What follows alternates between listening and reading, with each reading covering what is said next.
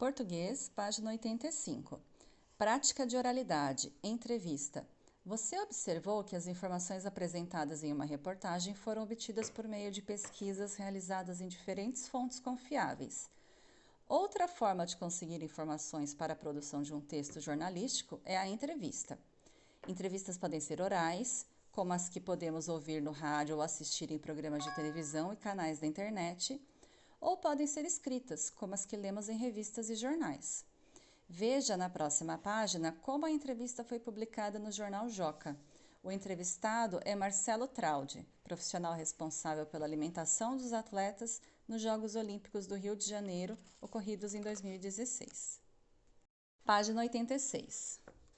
Então, nós temos aqui a reportagem, o entrevistado Antônio Whittaker, as perguntas e as respostas, sendo que as perguntas estão em negrito, título e texto de apresentação, entrevistado Marcelo Traude, aqui é entrevistador, a pessoa que faz as perguntas, entrevistado a pessoa que responde.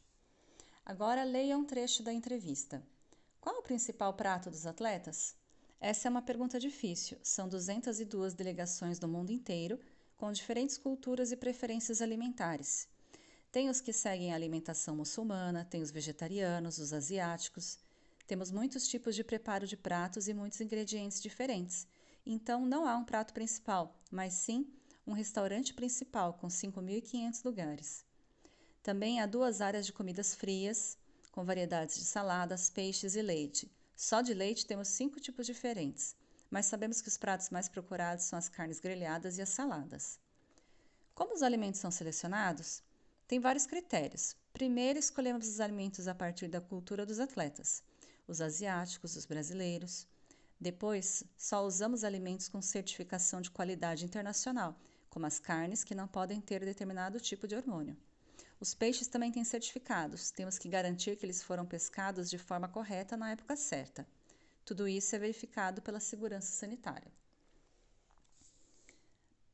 Página 87. Como você se identificou com essa profissão? Eu já gostava de cozinhar, fiz vários cursos e achei todos muito legais. Eu me identifiquei com essa profissão desde o primeiro dia e sou apaixonado pelo que faço há 25 anos.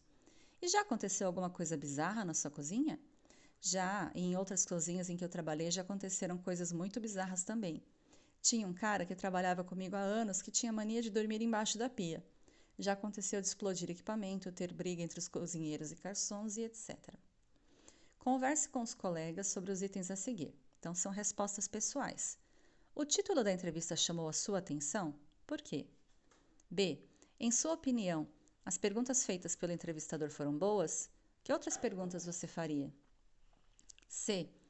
Quais informações do entrevistado foram mais interessantes, na sua opinião? D.